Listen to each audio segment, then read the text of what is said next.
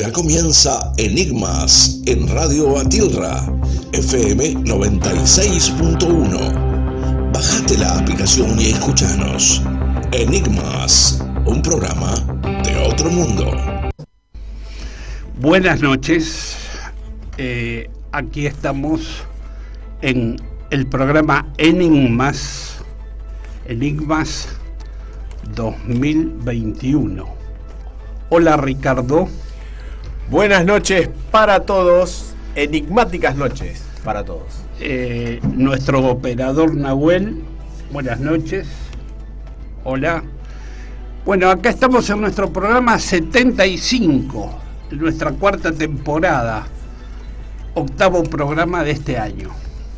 Así es. Estamos bien. Los que quieran escuchar nuestro programa, está en YouTube, Radio Atilra, Enigmas 2018, 2019, 2020, 2021. 2020 poquitos programas. Pocos, creo que fueron 2 o 3. Y ahí tenemos los 75 programas. Si les gusta y tienen ganas de escucharlo, siempre hacemos algún tipo de nosotros hacemos notas telefónicas, que es como se puede hacer acá por teléfono, en la radio, con distintos científicos, astrónomos, médicos, oyentes, físicos. Bueno, hoy vamos a conectarnos ahora ya en un ratito con Josefina Pérez de SAOCOM. ¿Querés presentarla, Ricardo? Bueno, voy a adelantar unos datos. Estaríamos entrevistando a Josefina Pérez, ingeniera electrónica, es la gerenta de proyectos satelitales de la Comisión Nacional de Actividades Espaciales, la CONAE. Es la responsable del equipo de ingeniería de los satélites SAOCOM. Trabaja en CONAE desde hace 15 años. Durante los primeros 5 años fue ingeniera en sistemas y de procesamiento de imágenes SAR, para el proyecto SARAT, S-A-R-A-T. Desde el 2011 trabaja en el proyecto SAOCOM, fue responsable del instrumento SAR durante la fase de construcción y ensayos. Fue la jefa del proyecto SAOCOM hasta octubre de 2020. En 2019 asumió la subgerencia de la jefatura de proyectos de la Gerencia de Proyectos Satelitales de la CONAE. Desde fines de 2020 es la gerenta de proyectos satelitales de la CONAE. Bueno, en un ratito estaremos hablando con... La tenemos al aire. Con Josefina. Bueno, ya está al aire, entonces la presentación fue pertinente. ¿Qué tal, Josefina? ¿Cómo te va? Ricardo, desde el programa Enigmas de General Rodríguez. ¿Qué tal, Ricardo? ¿Cómo estás? Un gusto para nosotros poder saludarte. Bueno, muchas gracias. Como verán, mucho SAOCOM en mi vida. Sí, hace muchos años que trabajás ahí. Bueno, estoy con mi compañero Carlos Vales. Hola, ¿qué tal? Hola, Carlos. ¿Qué tal? Mucho gusto. Igualmente. Nosotros siempre hacemos alguna nota a gente que astrónomos en nuestro programa. Y bueno, en este caso nos tocó con la gente de SAOCOM, con los que tenemos satélites argentinos en órbita, ¿verdad? Tenemos, en este momento tenemos 4 satélites argentinos en órbita. Y los 4, la verdad que de tecnología de punta. Están los 2 SAOCOM, sí, que son los que gestionó y desarrolló la CONAE. El A y el B.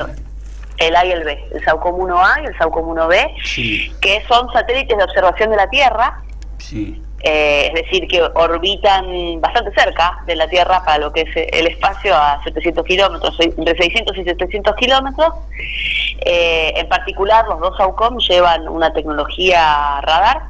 Es la primera vez que en la Argentina hacemos satélites con radar. El SAOCOM 1A se lanzó en el 2018 y se completó la constelación, por eso son 2, en el 2020. Y después están los 2 ARSAT, que son los geoestacionarios de comunicaciones que desarrolló la empresa ARSAT. Famosos los ARSAT, ¿no? Famosos. Te iba a hacer una pregunta ya que nombraste que tienen tecnología de radar, porque leía por ahí que dice o alguien comentaba, tienen banda L, la radiofrecuencia o algo así. ¿Qué significa este tipo de tecnología? Y creo que vos comentabas en algún lugar que es bastante complicada de manejar o hay que estar muy, muy pendiente. ¿Cómo es el tema? Exacto. Cuando uno dice radar, en realidad está diciendo una tecnología que es de microondas. Ahora, ¿qué tipo de onda, qué longitud de onda? Es justamente lo que define si es banda L, banda X, banda C, que es la longitud de onda de la onda electromagnética que envía el radar. No importa, eso es como un tecnicismo, sí. Pero sí lo que importa es que, si bien la tecnología de radar es lo mismo, es igual para todas estas bandas que estoy comentando, su aplicación y su implementación depende mucho de la banda. En el caso de los AUCOM, lo que se decidió fue la banda L, que para las microondas es una longitud de onda grande, de 23 centímetros. ¿Por qué? Porque lo que queríamos era penetrar en el suelo, penetrar en el follaje, porque su principal aplicación es la agricultura, el conocimiento y la explotación de los suelos. Ahí me surgía una pregunta. Sí. Perdón, pero ¿cómo es que se decide o que se toma esto de elevar un aparato tan lejos de la Tierra para tomar algo que está tan cerca si lo hiciésemos acá abajo? ¿Cuál es el beneficio o la capacidad que nos brinda un satélite? El primer beneficio es la cantidad de área que puede barrer un satélite en minutos. Claro. Si nosotros, por ejemplo, quisiéramos, en el caso del SAUCOM, que mide humedad del suelo, medir la humedad del suelo de toda la Pampa, sí, acá, necesitaríamos no sé cuántos aviones, sí, cuánto tiempo. Yo también trabajé en un avión, sí. Imagínense que el avión barría a lo ancho, ¿no? Porque imagínense que estamos como paralelos al avión a lo ancho, sí, máximo creo que eran 2 kilómetros. El SAUCOM ve 350 kilómetros de una, porque al estar más lejos puede, como una lámpara, ¿no? Como uno se imagina, claro, una linterna desde el espacio, que si la luz me da, si yo me alejo, si tengo la suficiente energía, voy a alumbrar más que si estoy muy cerca del lugar. Esa es la gran virtud que tienen los satélites, además de que recorren el mundo entero. O sea, los AUCOM, si bien, por supuesto, desde la Argentina pensamos su aplicación principalmente para la Argentina, sí, son satélites que orbitan alrededor del planeta y pueden captar información de cualquier lado del planeta. ¿Y Argentina vende ese servicio también? ¿Es una manera de financiarlo? Sí, es una manera, en realidad, de financiarlo post lanzado, ¿no? Claro. Sí, en el caso del SAUCOM tiene información, por supuesto, al servicio del gobierno, al servicio de las instituciones en la Argentina y de los usuarios, de investigación, de un montón, pero también tiene una pata comercial, sobre todo para el exterior, para empresas o lo que fuera del exterior, que brindan servicios a partir de imágenes o productos de este tipo.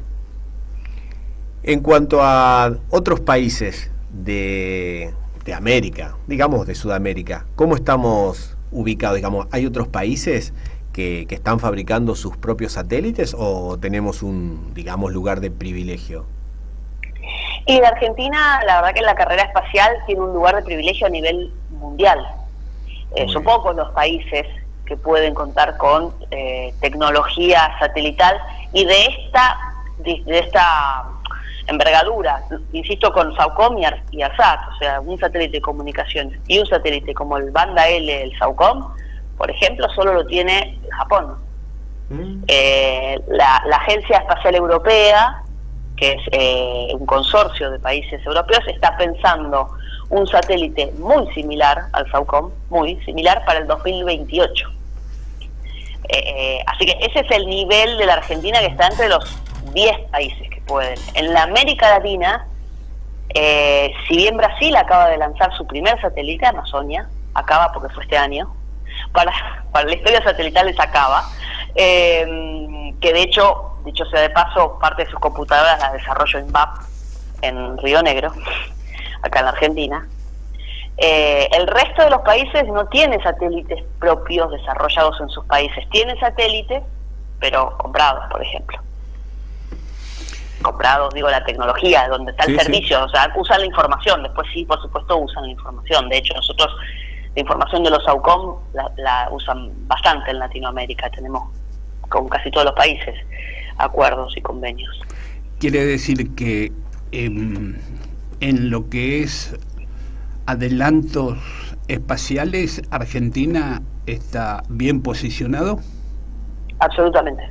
La CONAE, o sea, la Argentina, y con su representación a través de la CONAE, que es la Agencia Espacial, tiene un lugar muy destacado en el mundo para la NASA, para la ESA, la Agencia Espacial Europea que les comentaba, la NASA.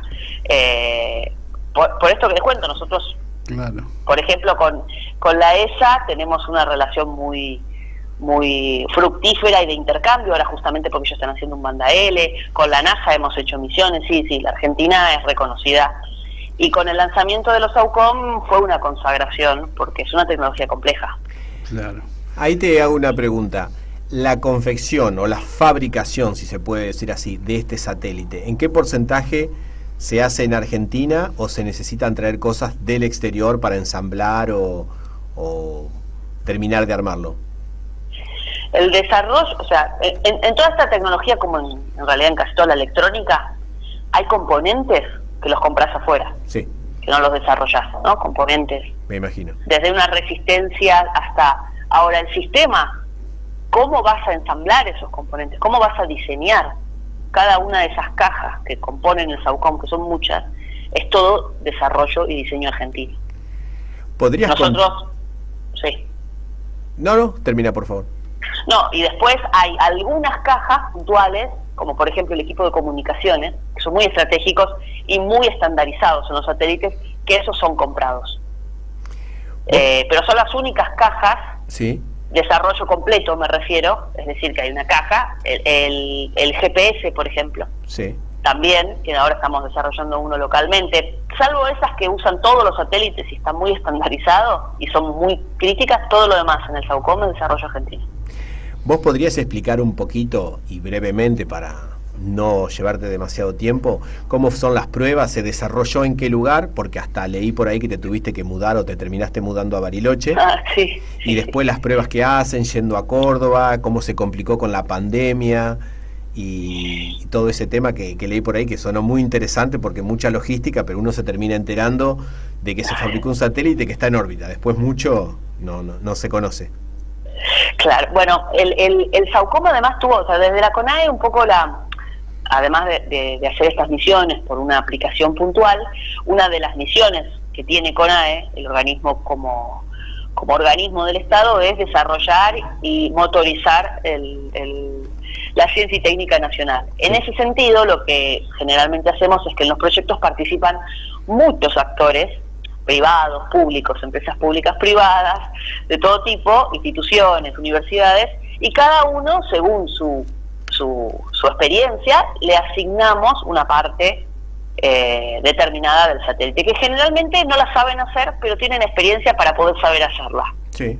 En ese escenario, INVAP en Río Negro fue el contratista principal, pero en Córdoba se hizo la antena de esta banda L, de este radar, tiene 35 metros cuadrados, no sé si lo vieron, una foto del SAOCOM, es bastante impresionante. Leí algo acerca de que si tirás una bolita en la Sí. antena, casi no rueda, de tan plana que es. Claro, por ejemplo, uno de los requerimientos que tienen estas antenas es que sean muy planas, porque cualquier deformación hace que el radar no funciona con la precisión que necesitamos. En ese sentido se le pidió a la CENEA, hablando de los actores, que es la Comisión de Energía Atómica acá en Constituyentes, que desarrolle la mecánica, o sea, el material que tenía que ser liviano, pero rígido, porque no tenía que deformarse. Así que la CENEA, por ejemplo, desarrolló una tecnología de materiales y hoy tiene un laboratorio que nació con el SAOCOM.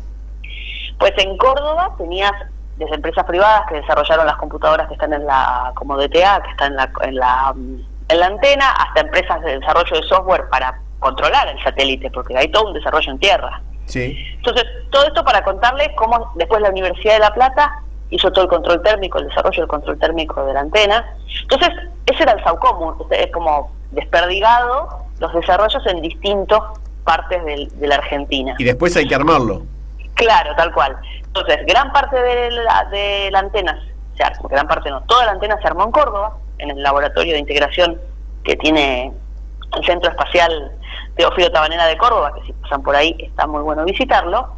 ahí entre Altagracia y Carlos Paz, y después estaba CENEA, o sea, CENEA enviaba a Córdoba, y después esa antena se viajó a Bariloche, 3 viajes de camión, porque estaba desperdida en 7 paneles, Sí. y ahí se juntó con lo que estaba pasando en Bariloche, que era todo lo que llamamos la plataforma de servicios y la electrónica central.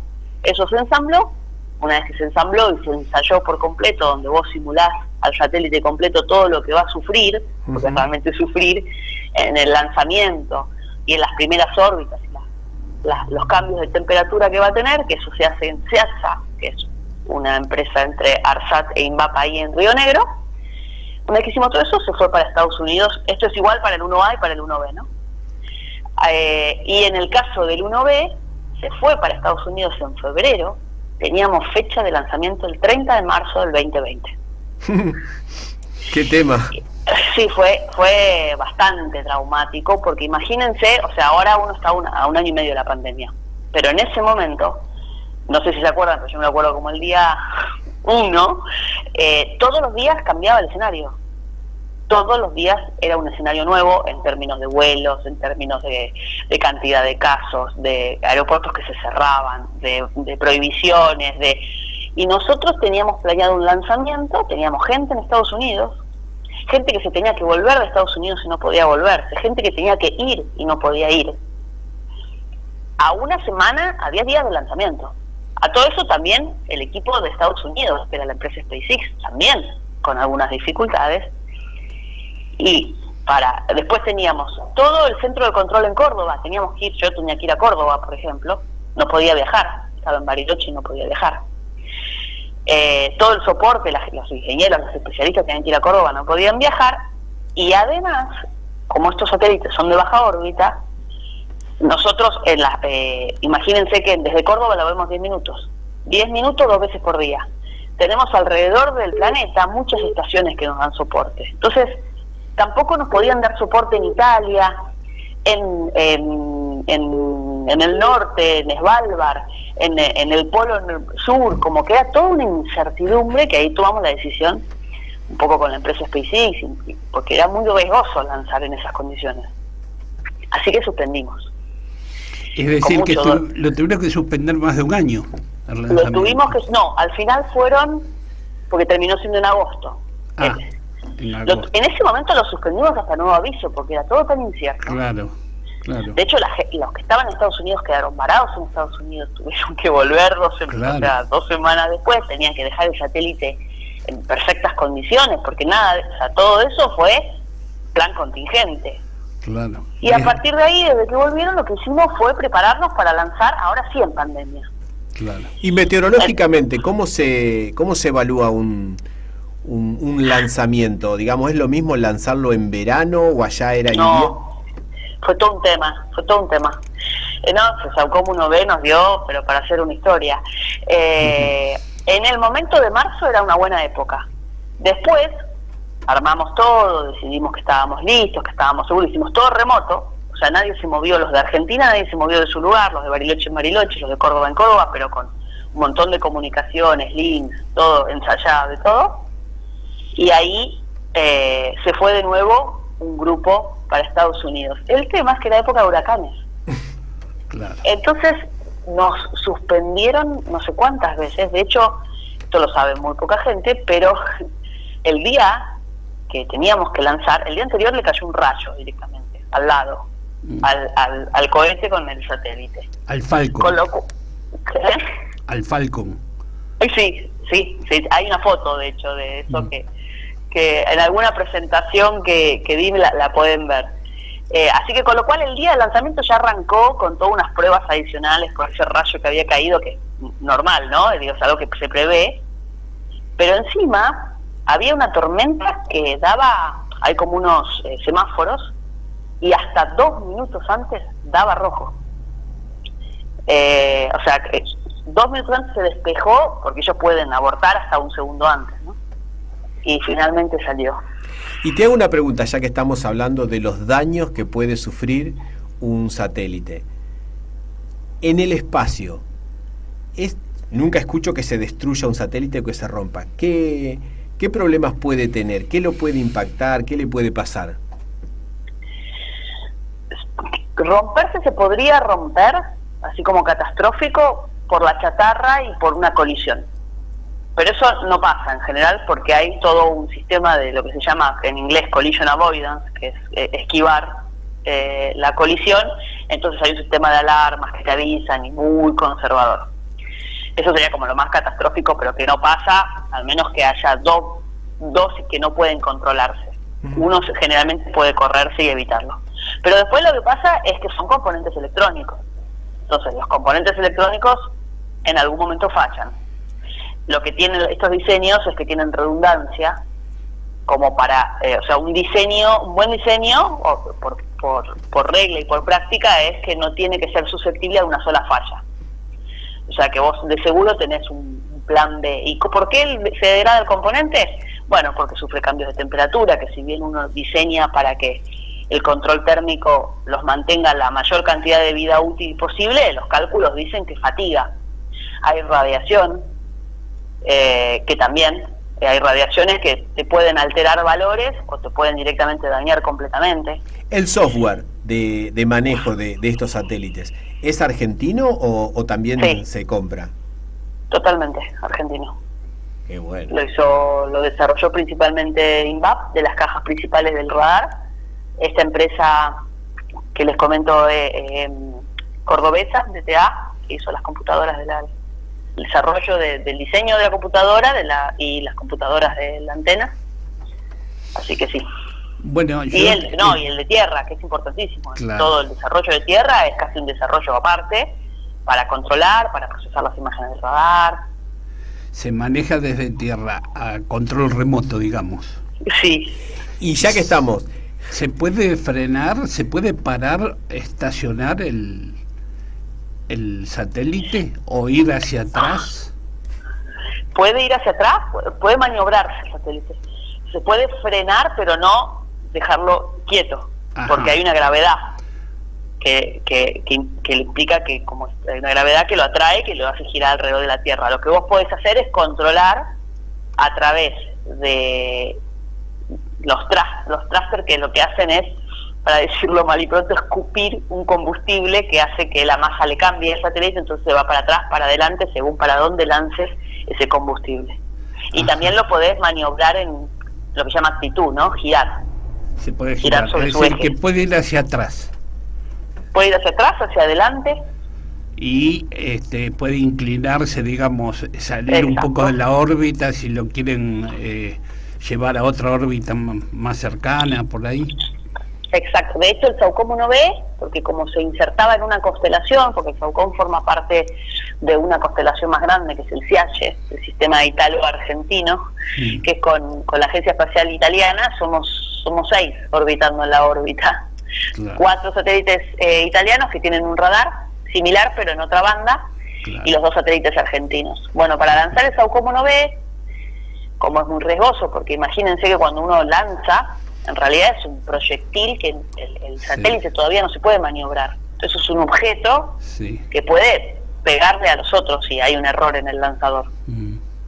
De hecho, los que se tienen que mover son los otros, porque el satélite que vos lanzás hasta un día o casi 2 días no lo podés mover, porque no lo podés controlar. Claro. Por eso el SAOCOM 1B se lanzó 15 kilómetros más abajo, claro. y después durante 3 meses estuvo, a través de estas maniobras que les cuento, para atrás, para adelante, estuvo llegando a su órbita. ¿Nos interesa como país poder lanzar satélites o es mejor y más barato aprovechar la experiencia, por ejemplo, que tienen los norteamericanos para esto? No, sí, nos interesa tanto que tenemos un programa en CONADE de acceso al espacio, que puede ser otra charla, pueden llamar a Daniel Roca. Es una carrera complicada me refiero a que es difícil, claro. larga, hay que tenerle paciencia. La Argentina nunca dejó de esa carrera, sí tuvo por supuesto momentos de más empuje y momentos de menos empuje. ¿Y por qué tenerlo? A la larga, cuando tenés la tecnología, por supuesto es más barato, pero también es soberanía.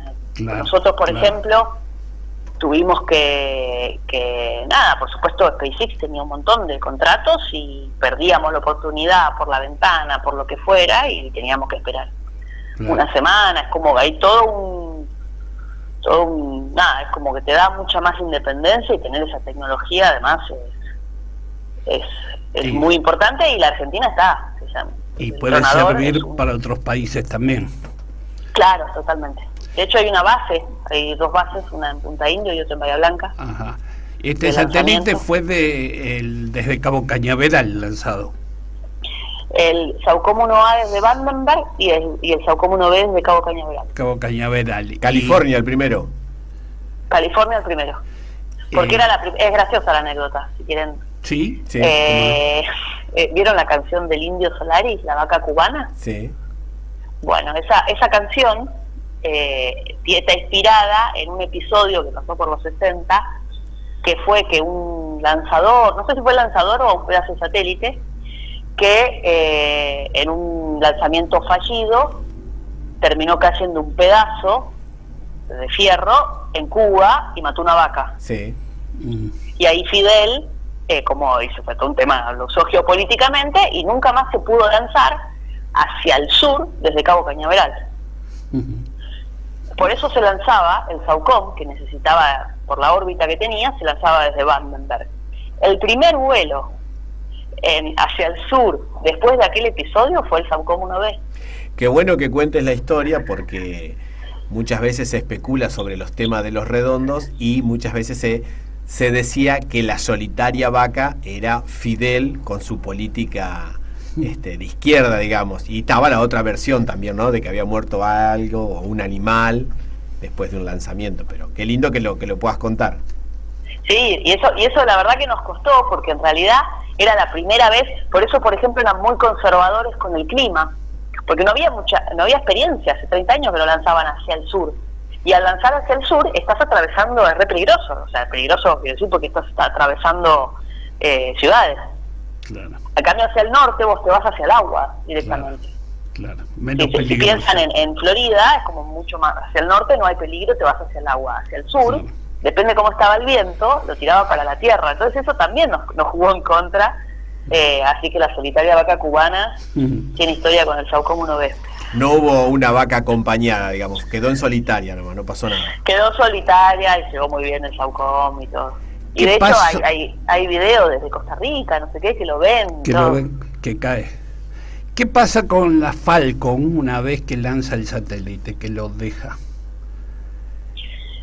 En el caso del SAOCOM también tenía 2 companions, dos cargas secundarias, así que tiene etapas, ¿no? El lanzador. Entonces, Sí. la primera etapa, apenas se separa de la segunda, Sí. vuelve. Lo reusan, que esa es la gran tecnología que tiene SpaceX, que abarata un montón de costos. Sí. Después la otra parte dejó al SAOCOM, en el caso del SAOCOM, y después dejaba a otros, y esa sí que se desintegra. Se desintegra. O- Cuando se desintegra se ve en el cielo como Sí. llamaradas, como algo extraordinario que la gente puede pensar que puede ser cualquier otra cosa si no tiene Exacto. la información. Exacto. Y, Y a veces caen pedazos, pero sí. pero controladamente, ¿no? Y el SpaceX, los satélites del SpaceX, ¿están en la misma órbita? No, ¿no? No, ¿Están más altos? creo que es más bajo. Más bajo. Me parece. Ajá. Entonces no puede chocar con los satélites, con la cantidad de satélites que están mandando. No. No, pero es todo un tema lo de chatarra espacial, de lo que está pasando. Porque realmente se nota, nosotros tanto el 1A como el 1B apenas fue lanzado. De hecho, el 1B a las 12 horas de lanzado tuvimos una alarma.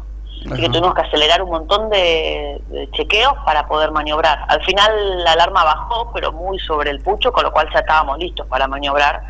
Sí. Y eso lanzamos un domingo, el lunes a la noche. Pues. Claro, cuanto más tránsito, más chatarra.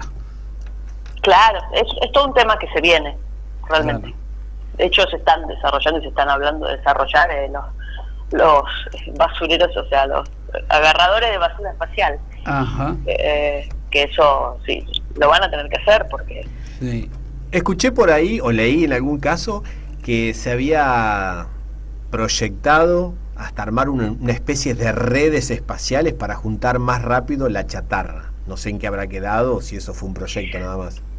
Sí, no lo sé, no sé específicamente los proyectos, sé que es algo que se está hablando hace rato y ahora toma más auge por todas estas constelaciones, que además son de corta vida, estas constelaciones. Entonces es como que el servicio se garantiza porque siguen lanzando, y lanzando, sí, reemplazando esto que decíamos de los componentes. Una forma de abaratar costos de estos satélites es lanzarlos con componentes que no están tan calificados para el espacio, entonces duran menos. ¿Y qué duración tienen? Depende. Nosotros, por ejemplo, los SAOCOM quieren por papeles, porque no hay más datos, sí, los cálculos que uno puede hacer, 5 años y medio, se calcula que duran más, 7, por ahí. ¿Y el costo? El costo total de la misión, porque en realidad fueron $500 millones, pero es total, eso es como, o sea, son los 2 SAOCOM, la infraestructura terrestre. Desde los viajes, las esperas, las estadías, todo. Claro, sí, pero eso comparado todo lo que, por ejemplo, hicimos una estación en Tierra del Fuego, entera, infraestructura. El laboratorio, que les cuento de donde se hizo la antena, se desarrolló y se equipó para el SAOCOM.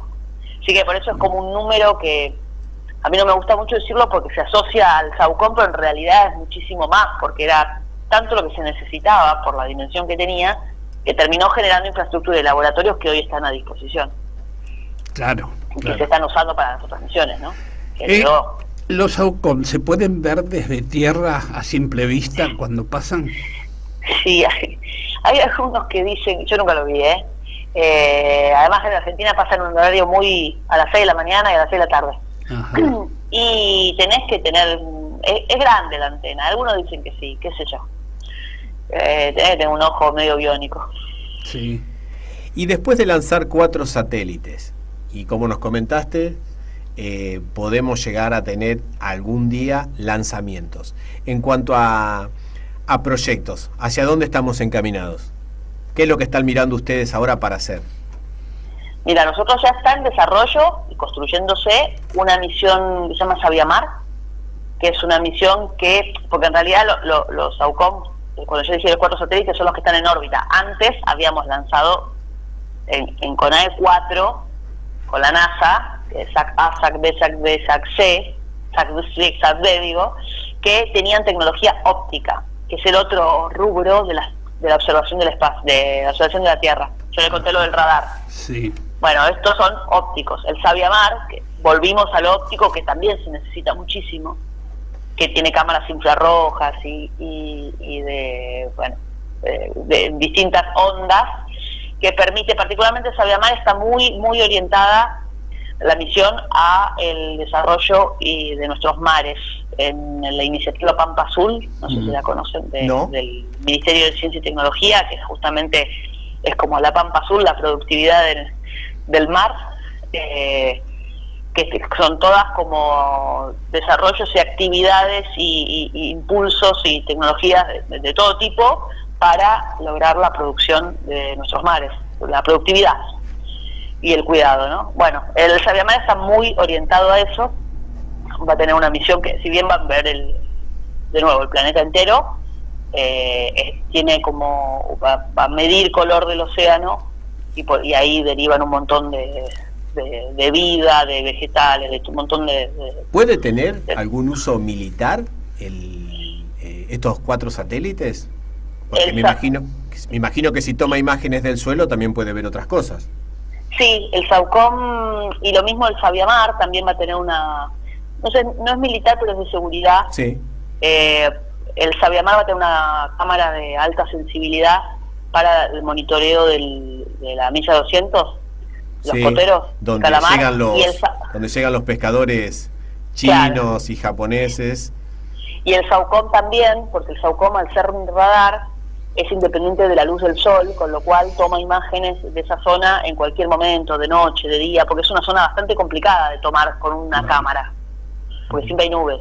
Bueno, la de alta sensibilidad, que detecta las luces de los poteros, o sea, la del Sabiamar y las del SAOCOM, son muy buenas para eso, para el monitoreo de los mares. Así que estamos en eso, y después Sabiamar ya está en construcción y se planea lanzar en el 2024.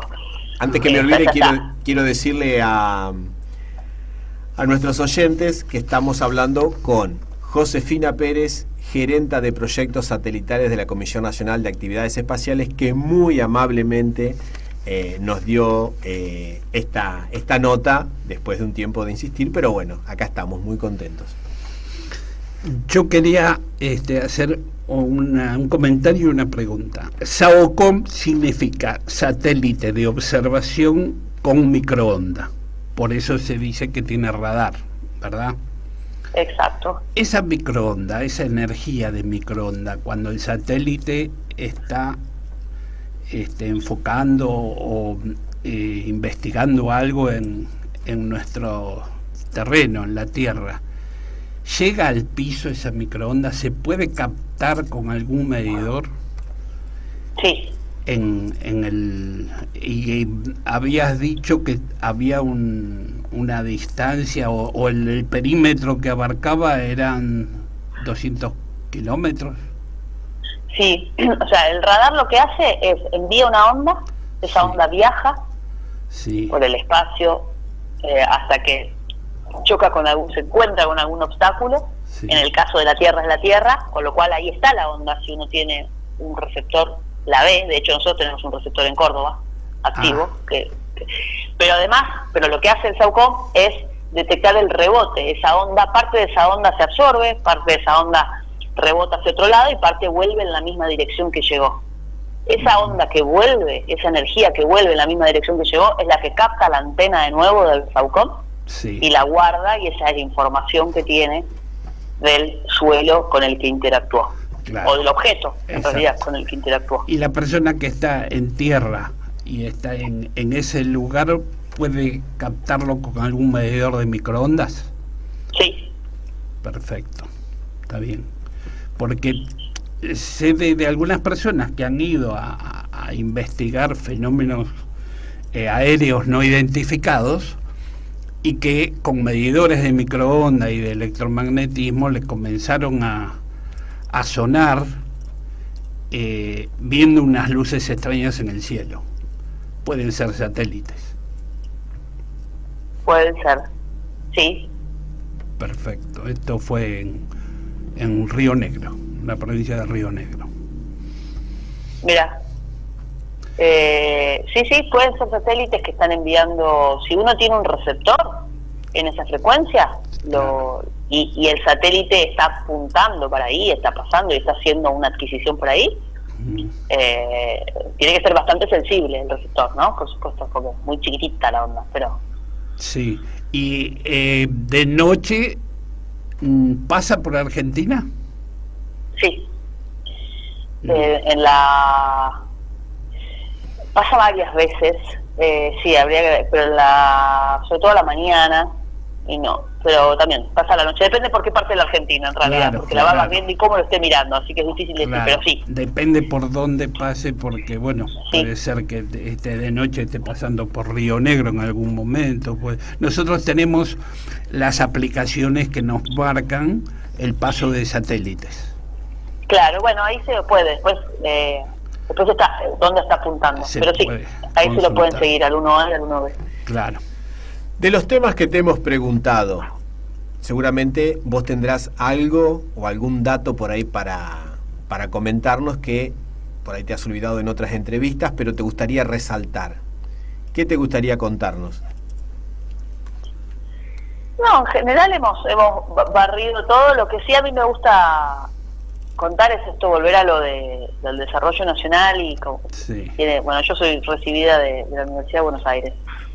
Y la verdad que hay mucha materia gris, somos muy jóvenes también, tuvimos esa suerte de atravesar un proyecto gigante que juega en primera, acá en la Argentina, es como un poco insólito siempre como país. ¿Esto es una política de Estado ya? ¿Poder seguir con esto? Sí, totalmente, porque si no hubiéramos, o sea, el SAOCOM no hubiera existido si no hubiera habido la historia anterior. Claro. Si no hubiera habido los SAC que les contaba, si no hubiera existido la SAC, todo es una carrera progresiva. Y la formación de los recursos que tenemos, de hecho ahora está explotando el ecosistema satelital. capital en Argentina también, empresas privadas, Satellogic, como que se nutren de esta experiencia, y eso es el círculo virtuoso que uno busca, al cual con esta industria, por ejemplo, además de los productos que hablábamos y el beneficio concreto que da, seguro, en términos de la información, pero en el desarrollo, en el conocimiento, en la tecnología, que hay que tenerle mucha paciencia a estos. Son 30, CONADE hace poco cumplió 30 años. Es el círculo virtuoso en el que creo que nuestro país tiene que entrar y tiene que apostar, porque es la forma de salir del producto primario, que no da trabajo, que no da dólares, pero no da trabajo, y esto es materia gris generada en la Argentina que da un desarrollo de punta. Con el tema de las vacunas se vio, ¿no? Quienes están liderando. Tenés la vacuna, tenés liderazgo, y eso es tecnología. Claro. Así que eso es lo que me gusta. Me parece que el SAUCOM es un proyecto totalmente estratégico y emblemático en este sentido. ¿Se conoce así en general esta información del adelanto que tiene Argentina con el SAUCOM? Se conoce menos de lo que se debería conocer, pero yo creo que en estos años se ha conocido. Bueno, lo del ARSAT, a mí me pasaba que yo trabajo con AE desde antes del ARSAT, y amigos míos no sabían que existía la industria espacial. A través del ARSAT y con el SAUCOM, la verdad, sobre todo con el SAUCOM 1B, se ha hecho, me parece, una gran difusión en el muy buen sentido. Ajá. Que a mí me tocó dar, la verdad, que muy emocionante, charlas en escuelas, en universidades, que es ahí donde tenemos que ir y motivar, un poco como pasa ahora con los Juegos Olímpicos, que te dan ganas, que motivan. Eso es lo que también se han abierto carreras. En la Universidad de La Plata, en la Universidad de San Martín hay carreras que en mi época, cuando estudié, no existían, que es propiamente de ingeniería espacial. Bueno, de mi parte te haría la última pregunta, así te podemos liberar. ¿Cuántas personas trabajaron en este proyecto en total? Y me parece que es bastante remarcable que una mujer esté liderando el proyecto. Si tenés idea, ¿cuántas mujeres trabajaron en esto? ¿Cuántas personas? Se calcula que en total han trabajado 900 personas. De todo, ¿no? Han participado desde los proveedores y el desarrollo, todo el desarrollo. Un montón. De todas las disciplinas, además, ¿no? Ingenierías de todo tipo, físicas, todo. Mujeres, me mataste con el número, la verdad. Es una cuenta que somos pocas, por supuesto. Seguro. Con los años hubo más, sobre todo en la parte del segmento terreno. En la ingeniería de software tiene más mujeres. Pero sí, somos pocas. Estamos ganando terreno. Por suerte está habiendo un cambio hace un par de años en ese sentido. Qué bueno. De mi parte, la última pregunta. Los beneficios que trae el satélite para el país y para la ciencia y la tecnología, ¿dónde ustedes los implementan? Digamos, ustedes le pasan a los agricultores información por la humedad de la tierra. Sí, hay un poco de todo. Hay desde la página de CONADE, que tiene un catálogo con imágenes, entonces está la información cruda de imágenes. Hay también un catálogo de un producto derivado que es información de humedad, directamente de la pampa, que eso mucho desde la plataforma lo usan mucho desde el INTA hasta privados. Y después hay información, para nosotros trabajamos como somos del Ministerio de Ciencia y Tecnología, trabajamos con muchísimos ministerios. Por ejemplo, para una emergencia, estamos cuando pasó lo de, ¿se acuerdan? Cuando perdieron el avión en Chile, con Cancillería. Es como que a pedido hay mucho de eso. Eso es un trabajo bastante común de CONADE, de proveer imágenes. Por ejemplo, hace poco está mirando lo de la sequía del Paraná, cuando hay inundaciones. los humedales, hay como un montón con el Ministerio de Agricultura sobre todo, hay muchísima relación. Eso es como lo que provee CONAEP, como es una de sus misiones nuevamente de CONAEP, proveer esa información, ¿no? Claro, sí, además el que necesita o quiere va a la página y toma información.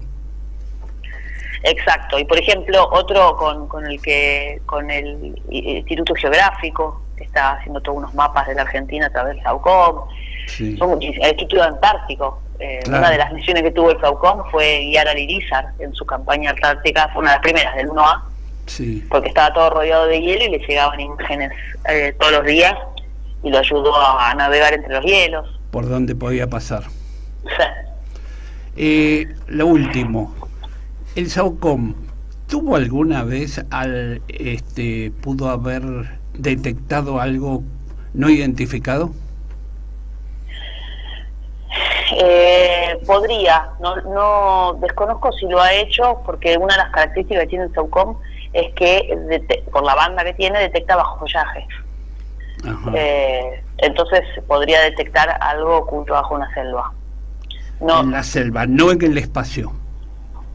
No, en el espacio no. No por cómo está configurado. O sea, no, por los tiempos del radar. No podrías verlo porque está pensado para que los tiempos sea que la onda viaja hasta la Tierra y vuelve, no que esté tan cerca. Perfecto. Y además mira hacia la Tierra. Claro. Bueno, Josefina Pérez, gerente de SAUCOM, le agradecemos con Ricardo, el programa Enigmas, por su tiempo y su charla tan didáctica. Bueno, muchísimas gracias, un placer la charla. Bueno, Josefina, muchas gracias, y si lo ves a Daniel Roca, decile que dentro de poco los vamos a estar Dale, molestando. le voy a decir, ya le voy a decirte. Por favor, Vas gracias. a tener que... Está buenísimo, esto de ese área está buenísimo. Buenísimo. Muchísimas gracias. Bueno, muchísimas gracias a ustedes. Gracias. Un abrazo y muchísimas gracias por todo lo que hacen. Chao. Chao.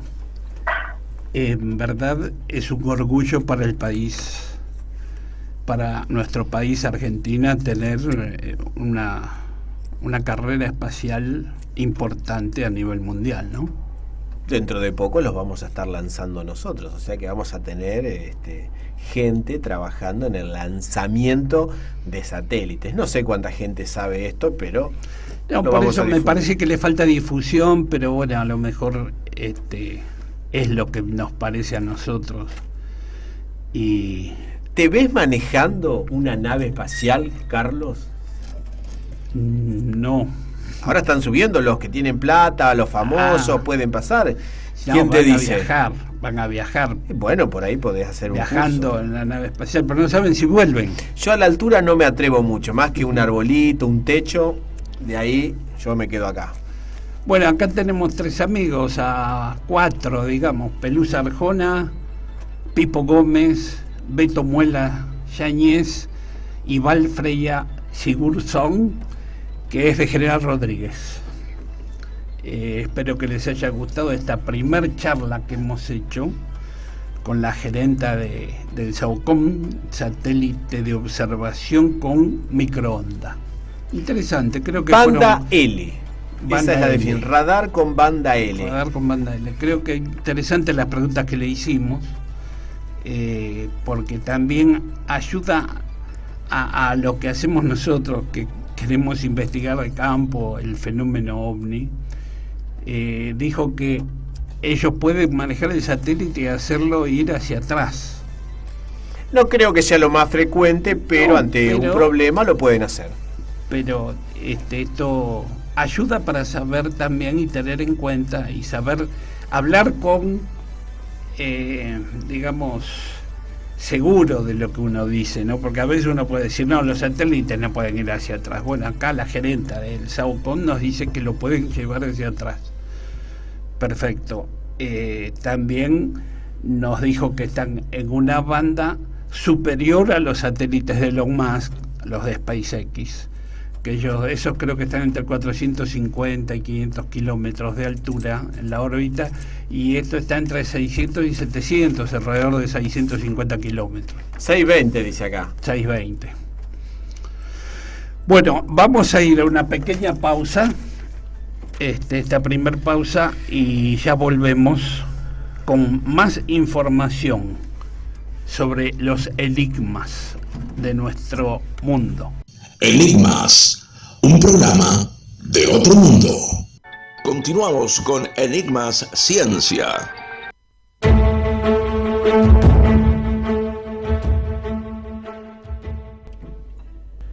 Bueno, acá estamos nuevamente.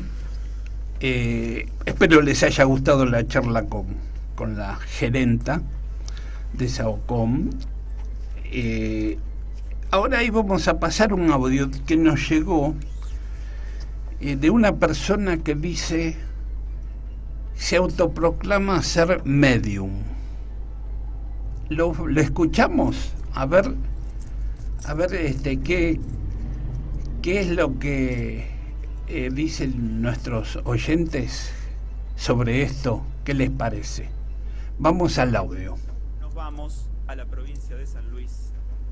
Bueno, resulta ser que yo tengo algo de mediunidad y puedo ver a los muertos o a los que estén en bajo astral, que serían las personas que no evolucionaron. Un día fui a comer con una amiga a un lugar muy conocido en Luján y mi amiga no me daba ni 5 de bola por estar con el celular. Y empecé a mirar y había un hombre que era el dueño de la casa y yo no uso por ahí tanto la voz para comunicarme con ellos, sino más bien como con la mente, ellos te muestran. Y me mostró cómo era la casa antes de que se estableciera este lugar. Me mostraba cómo era su living, que era el lugar donde estábamos, cómo era el hall de recepción y cómo era el techo. Me mostraba las arañas y ahora habían unas cosas colgando. Le conté a mi amiga que había un hombre ahí que era el dueño de la casa, que estaba afianzado en el lugar y que decía que él estaba contento que vaya gente, pero que él se iba a quedar porque ese era su lugar, era su casa. Y mi amiga no me creyó. Así que le pedí a este hombre si podía darle alguna señal o algo para que ella entendiera lo que yo le estaba diciendo. Y se le empezó a mover el plato. Así que se cagó por demás. Igual comimos en ese lugar, pero cada vez que vuelvo a ir es como que voy a buscar a mi nuevo amiguito. La verdad que a veces se manifiestan de una manera que es muy linda y te comunican su verdad, es como ellos sentían las cosas, cómo las veían, el valor que tenían para ellos. Y eso la verdad que a mí me gusta mucho del don que tengo. Interesante el audio de esta chica. Bueno, digamos que entramos en estos fenómenos paranormales, ¿no? Que es lo que vamos a hablar ahora con el doctor Julio Picón, que trabaja en el hospital de Santiago del Estero, el hospital Julio Perrando. No, perdón, en Chaco, no Santiago del Estero, en Resistencia, capital del Chaco, porque él creo que es de Corrientes y está ahí nomás de Resistencia. El hospital Julio Perrando es del Chaco y él ha tenido ha sido testigo de varios hechos extraños, paranormales, como nos contó Cristian la semana pasada lo que pasaba acá en el hospital de General Rodríguez. Bueno, ahora vamos a escuchar al doctor, creo que está en el aire ya, el doctor Julio Picón, que trabaja en el hospital Perrando. ¿Está en el aire, doctor? ¿Cómo le va? Buenas noches. ¿Qué tal? Buenas noches. ¿Qué tal? Gracias por la nota, por el tiempo. Y bueno, acá estoy con Ricardo, mi compañero. Ricardo soy el compañero de Carlos. ¿Cómo le va? Un gusto. ¿Qué tal? ¿Cómo anda? Muy bien. Usted trabaja Usted es médico cirujano, médico de guardia, ¿verdad? Sí, soy médico cirujano, en realidad soy especialista en cirugía, pero hago guardia y bueno, con el tema de la pandemia obviamente Claro. hacemos más guardia todavía. Más guardia que cirugías. Sí, no, totalmente. En el hospital Perrando de Resistencia. En el hospital Perrando de Resistencia y en el hospital Eva Perón de Barranqueras. Ah, Eva Perón de Barranquera. ¿Qué eso que es Corrientes? No, es ¿También Chaco? sí, es el Gran Resistencia se llama, o sea, Ah. Resistencia tiene Resistencia y después hay ciudades que están adyacentes como Barranquera, Fontana y Vilela que forman el Gran Resistencia, digamos. Perfecto. Tipo Buenos Aires y el Gran Buenos Aires, una cosa así. Sí. Y bueno, yo he escuchado alguna nota suya que me pareció muy interesante. Nosotros la semana pasada tuvimos a un enfermero del hospital de acá, Vicente López y Planes, de General Rodríguez, que nos contó varios casos. También él trabajaba en terapia intensiva. Y bueno, lo que me llamó mucho la atención que él nos contó fue lo de la mosca. ¿Quiere comenzar por ahí? Bueno, la verdad que justamente hace unos días estábamos hablando con unos enfermeros y decíamos por el tema del tema de la mosca, por ejemplo, Sí. porque y esto es no solamente en una terapia, sino en una internación común. Él me señalaba un paciente que es oncológico, terminal obviamente, y me dice, el señor fulano de tal habitación, me parece, se va a descompensar en cualquier momento, me dice. Inclusive ya ha visto que andaban las moscas rondando por ahí, me dice. Entonces, ahí salió nuevamente el tema recurrente.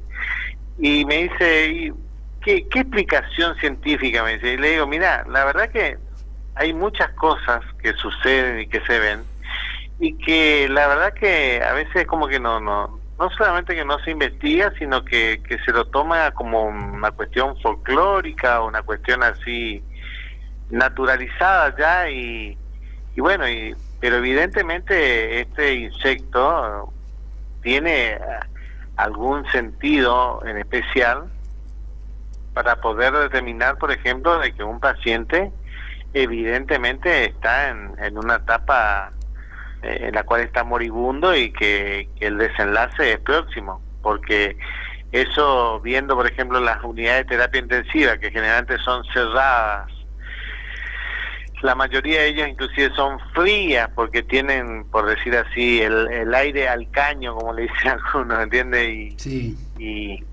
Y la verdad que encontrarse con en determinado momento con una mosca y que va y que se posa sobre ese paciente y no sobre todos los otros pacientes, o sea, es como que elude a todos los otros y va sobre ese paciente que después se descompensa y después fallece.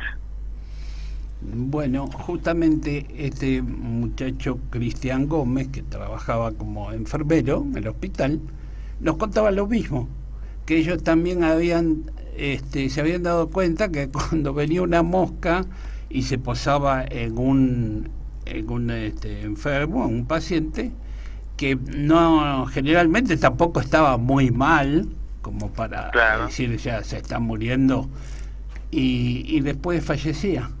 Por eso me llamó la atención que él contaba lo mismo, y me parece que debe haber algo químico en estos insectos que pueden detectar algo que nosotros quizás no lo detectamos, ¿no?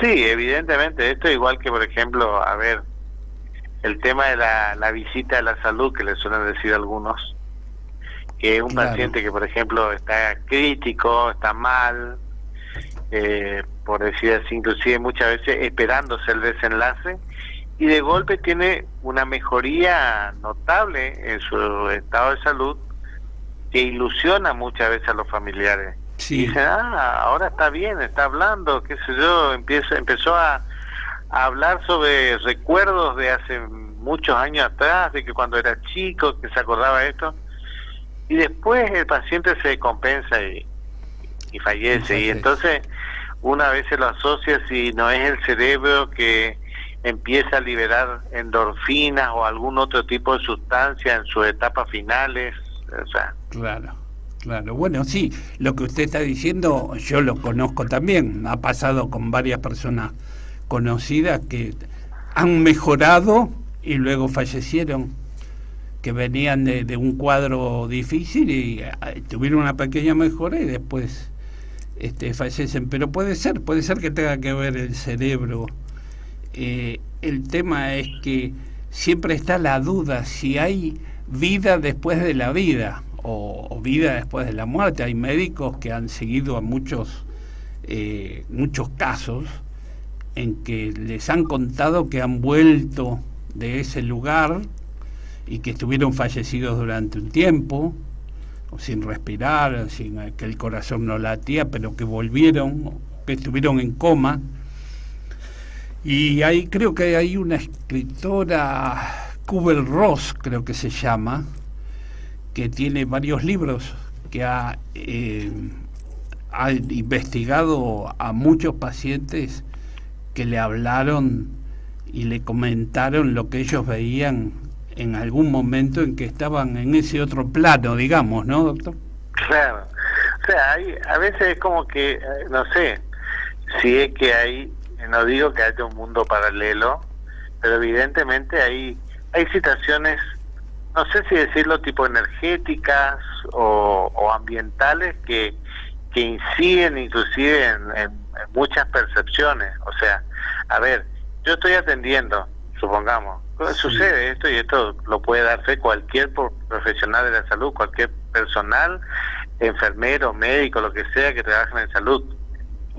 Uno está atendiendo y supongamos que por X motivo se arme un altercado con algunos pacientes o un familiar y haya discusiones, violencia verbal o física, uno se exalta obviamente y queda así con una tensión y el ambiente inclusive queda tensionado durante un par de horas. Uno queda como el estrés flotando, por decir así, sí. que es como se dificulta inclusive después seguir la atención normal, digamos, rutinaria. Es como que quedó el ambiente quedó cargado, como dice. Y bueno, yo también veo que evidentemente los hospitales, que son lugares donde hay mucho sufrimiento, angustia, claro. Algo pasa, digamos. Justamente ayer creo que, o anteayer, no me acuerdo bien, yo había subido a mi Twitter y a mis redes sociales en realidad un relato de que me había pasado obviamente en un sanatorio cuando yo era más joven, obviamente, y hacía guardia en un sanatorio en la ciudad de Corrientes. Y había un paciente, por ejemplo, moribundo, un hombre grande ya, y tenía inclusive cáncer de pulmón con metástasis ósea. Y usted sabe que la metástasis ósea produce muchísimo dolor. Y el paciente vivía en un gemido constante, de gritos, constante, y bueno, y le poníamos morfina, porque otra cosa no había, obviamente, y le poníamos ya dosis hasta mayores a las recomendadas. Sí. Yo le decía a los enfermeros, no le mezquine morfina, por favor, plánchenle, inclusive mantengámoslo dormido, pero sin dolor. Claro. Y bueno, y me acuerdo que hubo una noche que y encima la habitación del médico, yo era médico en la terapia en realidad, y la habitación del médico estaba cerca de las salas de internación. Y entonces cuando el hombre gritaba, el paciente gritaba, escuchaba como si fuese que me estaban gritando ahí en la pieza directamente. Y bueno, fue un miércoles, por ejemplo, creo que fue un miércoles que yo, estuve de guardia, o un lunes, no me acuerdo bien, pero fue así, que estuve de guardia y bueno, el paciente se pasó toda la noche gritando, llorando, y bueno, y yo no podía dormir obviamente, ni descansar un momento. Entonces le dije fue un miércoles, le dije al enfermero, bueno, que le ponga y me dice, ya le puse de todo y está con un goteo de M1, me dice, y no sé, bueno. Cuando salí el otro día a la guardia, aliviado, respiré, porque dije, bueno, no le voy a escuchar más a don Sotelo, o sea, más, gracias a Dios, qué sé yo, porque realmente la pasé mal, digamos. Y bueno, me fui a mi casa, qué sé yo, y como a las 24 horas volví a ingresar o sea, ingresé el viernes de vuelta. Cuando ingresé el viernes, fue un viernes mal, de locos, o sea, casi no paré. Y cuando llegó la hora en que paré, me fui a la pieza. Y bueno, cuando me recuesto, empieza nuevamente Don Sotelo con su ayes y alaridos y gritos. Y bueno, y entonces yo me levanto medio malhumorado, ya ofuscado, y me voy hasta el office de enfermería, y estaba una enfermera y le digo: escuchame, Celia, por favor, plancharle al hombre, le digo, que no se puede con los gritos, le digo, no puede dejar que esté gritando así. Y me dice: pero doctor, Don Sotelo falleció anoche, me dice. Entonces, y usted escuchaba los gritos de... Claro, entonces le digo, y me dice, en la habitación 11 estaba él, me dice, la habitación 11 está vacía, vaya y vea, me dice. O sea, obviamente no me fui a la habitación 11 a comprobar que no había nada. Hoy me quedé pensando, y ese sí que uno se queda pensando, dice, ¿será haber sido mi imaginación de tanto estrés, de tanto movimiento en la guardia? Pero yo, sinceramente, lo que uno escucha, lo escucha y es real, digamos, o sea. Es la energía que queda ahí. Aparentemente, como dice usted, los hospitales es un lugar en donde la gente sufre, y quizás al fallecer queda un tiempo esa energía retenida en el lugar, ¿no? Esta persona, Cristian Gómez, nos había dicho que él sacó fotos, nos mostró algunas fotos, en donde algunas se veía como que había una sombra, vieron un fantasma, también le sacaron fotos y que se veía como una especie de vestido de novia que tenía, todo así en forma energética, ¿no? Interesante.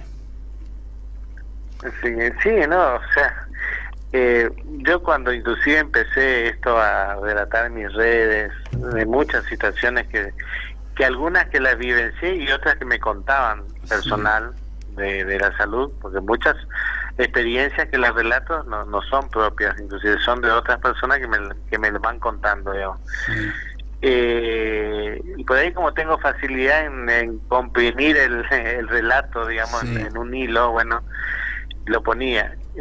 Yo muchas veces, como mi condición de médico y de especialista en cirugía, por ejemplo, y soy docente en la facultad de medicina, y yo tenía cierto temor porque como que yo decía, pucha, se van a reír de mí, digamos, o sea, van a decir que estoy fumando, no sé, algo fuerte, digamos, ¿no?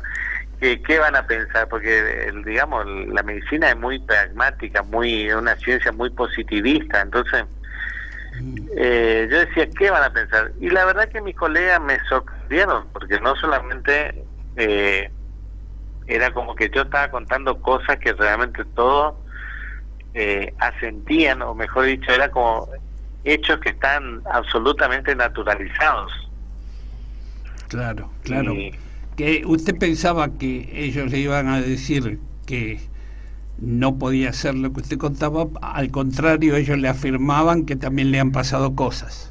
No, y es más, me decían, mirá la historia que tengo yo para contarte, y la que pasó allá, y lo que pasa con tal respirador, y lo que pasa con tal cosa, y esa vez te acordás o sea, un montón de situaciones que evidentemente todo el mundo tiene una historia para contar, digamos. Sí. Y si es paranormal, todos alguna vez vivieron una situación que no tuvo una explicación lógica. Eso es una cosa así, digamos, o sea, ¿entiendes? Esto es como decir, ¿quién no encontró plata alguna vez? Digamos, una cosa así, ¿entiendes?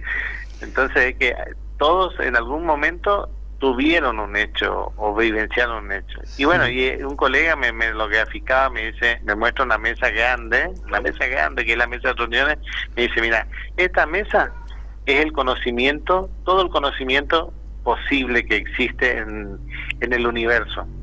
Ajá, bueno. Y después me señala un plato, me dice, bueno, este plato es lo que sabemos ahora. El plato es lo que conocemos nosotros. Y todo lo otro, toda la mesa es conocimiento que no sabemos.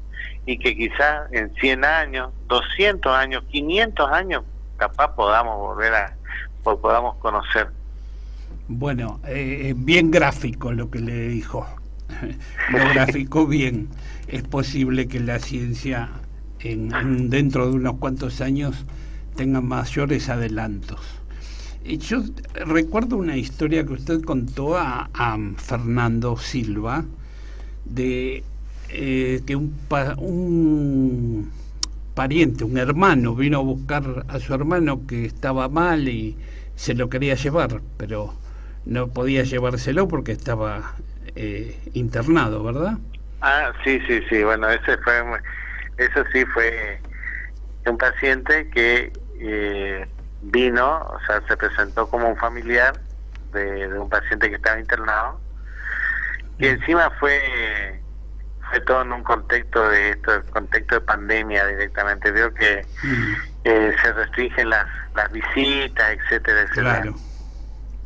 Entonces el paciente también era un paciente oncológico, y como acá el hospital medio que se tuvo que achicar, digamos, porque nos vimos con una gran demanda de pacientes COVID, y bueno, entonces hay muchas cosas que nos tuvimos que apretujar, y los pacientes oncológicos por ahí terminaban yendo a la guardia y no al servicio de oncología, le quiero decir, ¿no? Entonces, claro. ¿Qué pasó? Este paciente, bueno, estaba justamente en la sala 1 de la guardia, y estaba así, ya casi en etapa así terminal, por decir así, en cuidados paliativos básicamente, y bueno, se presenta justamente un familiar que dice ser el hermano.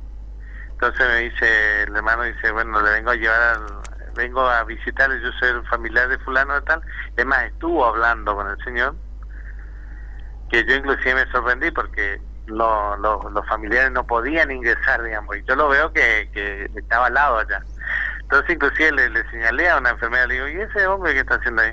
No, me dice, el familiar parece pidió hablar un ratito. Bueno, entonces después me acerco y le digo al señor, bueno, señor, acá en este sector está bien ahora que ya entró, pero después se va a tener que retirar, etcétera.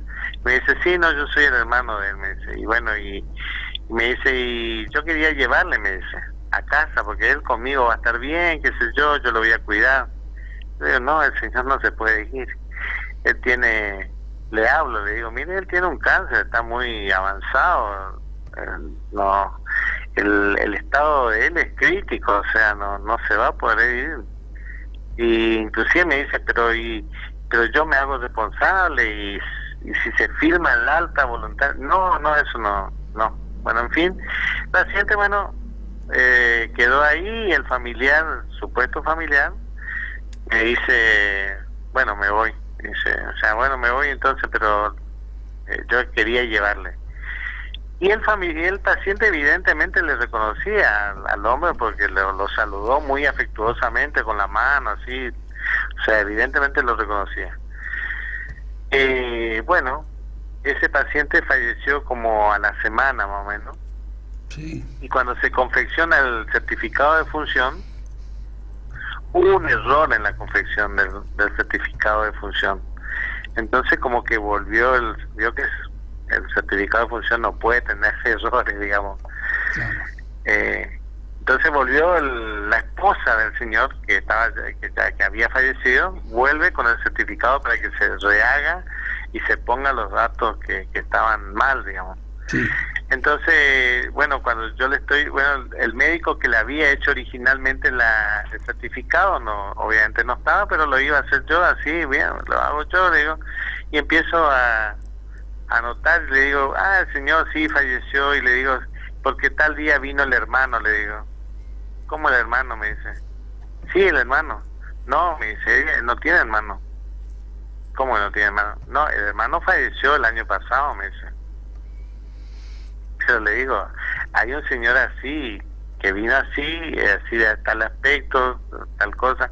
Además, le había señalado porque tenía un lunar así debajo del ojo. Le digo, un señor que tenía un lunar debajo del ojo, me parecía como una mancha, parecía. Y la mujer se agarra de la boca, me dice, ay, así era el hermano, me dice. Así que las características, claro, también eran Claro, y se agarra la boca así asombrada y dice, ay Dios mío, dice, pero así era el hermano, dice. Y yo me quedé así pensando, dije, bueno, ¿qué pasó? No sé, porque obviamente no me parece que era una alucinación, no, evidentemente no era un fantasma ni nada, porque ¿entiendes? Era real, un aspecto normal, o sea, nada, no es que tenía un aspecto así sublimado, qué sé yo, ¿entiendes? No, nada. Además lo vio la enfermera, usted contaba que la enfermera Claro, lo había sí, dejado pasar. totalmente. Y interactuó con el paciente, con el señor que falleció. Entonces la mujer tampoco tuvo ni una explicación, solamente dijo, ay Dios mío, así era el hermano, dijo, y nada más. Y uno se queda pensando, y a veces eso queda como en la anécdota, digamos. La nebulosa. Porque, claro, queda en la anécdota de cosas que suceden, de cosas inexplicables que suceden, de hechos inexplicables, Sí. ¿Entiende? A ver, por ejemplo, fíjense, hace 2 domingos atrás yo estuve de guardia y hubo un accidente terrible de unos jóvenes que chocaron contra una columna y el conductor murió, y bueno, y fue toda una situación muy triste porque eran todos jóvenes, 18 años, 20, y bueno, lloraban, y entre eso viene uno de ellos que no era herido ni nada, pero estaba muy compungido, y decía, y pensar que yo me estaba por ir con ellos, y mi mamá me dijo, no te vayas porque yo tengo un mal presentimiento. Menos mal que le hice caso a mi mamá, me dice. Y realmente uno se pone a pensar, un presentimiento, o sea, no sé, es inexplicable cómo la madre no es visionaria, no sé, cómo... Una premonición se llama en paranormalidad, pero, es una premonición que predice algo que vio, está viendo el futuro en alguna forma, ¿no? A pesar de que dice que no vio el accidente ni nada, pero le dijo, no te vayas, porque tengo algo que no sé, un presentimiento mal, o sea, no te vayas. Y el muchacho le hizo caso y no se fue. Y por eso inclusive salvó su vida. Hablando de accidentes, había un muchacho que entró al hospital porque había tenido un accidente, creo que con la moto, y que se le había quemado un tatuaje. Sí, ese es otro caso, que ese ya había pasado hace bastante tiempo, ya hace 4 años más o menos atrás. Era que un muchacho, se quemó tenía un tatuaje. Acá es muy popular, digamos, hacerse tatuajes así del Gauchito Gil, de San La Muerte, o sea, mucha gente tiene esa particularidad, digamos. Entonces este muchacho tenía un tatuaje de un San La Muerte en la pantorrilla, no me acuerdo en cuál era, pero tenía en la pantorrilla, y bueno, y sufrió una quemadura con el caño estaple. Y obviamente comprometió todo el tatuaje, o sea, la mayor parte del tatuaje. Y obviamente le curé todo, se le hace la curación plana, se le pone cremas así para las quemaduras, la sulfadiazina de plata, todo, y bueno, y el muchacho estaba muy, muy alterado porque decía, pero doctor, ¿y esto me va a quedar así? No, esto después se cicatriza, y el tatuaje, y el tatuaje sonó el tatuaje, le dije, o sea, no, directamente no, el tatuaje no puede ser, decía, y se lamentaba, no puede ser. Le digo, sí, y entonces me dice, ¿y un cirujano plástico? Y le digo, no, pero por más que venga el mejor cirujano plástico, no va a salvar, porque el tatuaje está en la primera capa de la piel, le digo, y acá se hizo volar, o sea, la quemadura afectó eso, o sea, el tatuaje dalo por perdido. El muchacho se quedó ahí, inclusive me pareció hasta triste porque se sentó en el suelo del hospital y estaba ahí como que no se quería ir. Entonces le digo otra vez, o sea, lo encuentro y le digo, ¿pero qué te pasa? Y no, mire,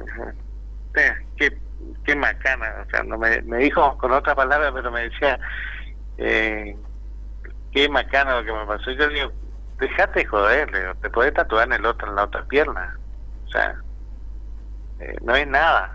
Y él me dice, no, usted no entiende, doctor, usted no entiende. Y bueno, y después entre el movimiento de la guardia, obviamente desapareció el muchacho y desapareció.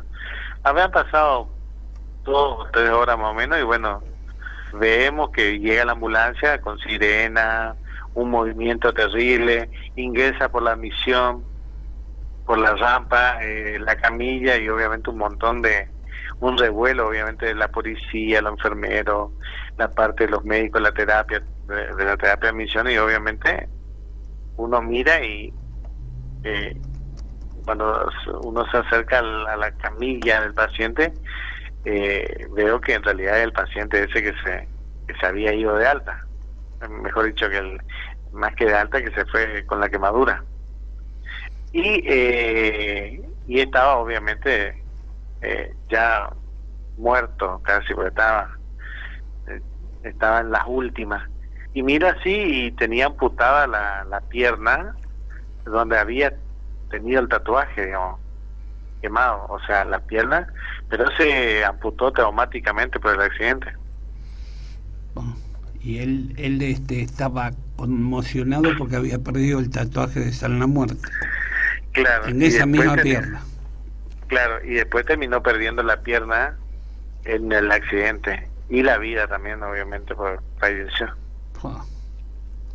Qué bárbaro. Estas son cosas que uno no sabe a qué atribuirlas, ¿verdad? Son estos hechos extraños, anómalos. Claro, qué sé yo, la enfermera por ahí decía, no, qué sé yo, había hecho un pacto y con la quemadura se rompió el pacto, y yo decía, no sé qué pacto o qué, pero lo cierto es, o si es casual, digamos, porque casualidad. Una vez la casualidad, digamos, o realmente es una causalidad, digamos, la verdad que no sé, no puedo emitir un juicio acertado al respecto, digamos. ¿Usted es correntino? Yo soy correntino, sí, pero vivo en el Chaco hace muchos años, sí. Mi señora es correntina. Ella nació en Ramada Paso. Ah, cerca de Itatí. Cerca de Itatí. Y justamente me contaba de la Virgen de Itatí, de que va muchísima gente a ver a la Virgen cuando es el aniversario, y que había gente que le contaba que le había hecho, que habían tenido como milagros con la Virgen. ¿Usted tiene algo que sepa sobre la Virgen de Itatí? Mire, yo sé que obviamente la Virgen de Itatí es una imagen que fue allá los aborígenes. Sí. Inclusive le digo, esto lo relato así para que usted vea, digamos, usted sabe que Itatí no está actualmente donde estaba el pueblo, donde se apareció la Virgen. La Virgen se apareció en un lugar que se llama Tabacué, digamos, que es el viejo pueblo, digamos, le llamaban, y ahí estaban, que es la desembocadura de un arroyo, digamos, y el Paraná, y ahí estaba el pueblo. Y dice, eso me contaba mi abuelo, pues mi abuelo era itateño justamente. Mi abuelo me contaba de que él nació allá en el año 1907, y obviamente le contó su abuela y su abuelo, y así, digamos, que le contaba que porque yo le decía, por ejemplo, por qué no nos podíamos ir a la parte de San Tabacué, que era como que estaba vedada, porque le llamaban el campo de los curas, le decían así, digamos, ¿no? Y quedaba cerca de una zona que se llama el Ibiraí, le dicen que es una zona así donde hay chacras. Yo decía, ¿por qué no se puede ir por ahí? Y él decía, no, porque esa zona no está permitida. ¿Y por qué? Y no, porque ahí estaba el pueblo antes. Y supuestamente el pueblo estaba ahí y crecía como como cualquier pueblo así en la colonia, Sí. pero que dice que supuestamente empezaron como a ver, los indígenas se fueron convirtiendo al catolicismo gracias al tema de la Virgen de Itatí. Es como que el mal, por decir así, o mejor dicho, los dioses de los indígenas, o sea, los dioses paganos, qué sé yo, que Sí. representaban al mal, como que tenían celos, y porque iban perdiendo feligreses, entonces empezaron a atosigar, digamos, a la población. Entonces dice que sucedían cosas extrañas, qué sé yo, que no, que inclusive hasta la iglesia de ahí como que lo habían hecho cosas, y entonces el pueblo como que se tuvo que trasladar hasta donde está hoy para pasar mejor, digamos. Claro, como que estaba maldito porque los dioses de la gente que vivía De los ahí, guaraníes, claro. de los guaraníes no querían que estuviera. Claro. Interesante también, sí, pero No, de verdad es Tabacué, se llama el Tabacué. Donde estaba la anterior reducción de Itatí, que inclusive yo después de adulto me planteaba por qué no lo reflotaban turísticamente, siendo que la localidad de Itatí es una localidad que pueden explotarlo desde el punto de vista del turismo religioso. Sí. Y sí lo explotan, y yo decía, ¿cómo no lo explotan el antiguo pueblo, digamos? Claro. ¿Por qué no van? Y bueno, nunca entendí por qué, digamos, pero bueno. Bueno, estamos hablando con el doctor Julio Picón, que es médico cirujano que trabaja en el Hospital Julio Perrando de Resistencia Chaco. Doctor, yo le quería hacer una pregunta, ya que hablamos Sí. de tantos temas y lo escuchaba atentamente. ¿Usted cree que el destino de las personas, de acuerdo a lo que usted vive a diario, está como fijado o hay momentos en que uno lo puede desviar? Que se notan esos momentos donde la persona, como en el caso del chico a través de la madre, se queda en la casa y aparentemente evita un destino prefijado. Y la verdad, yo a veces mire, si yo le digo cómo es el tema de lo que es el destino, a veces digo yo, evidentemente no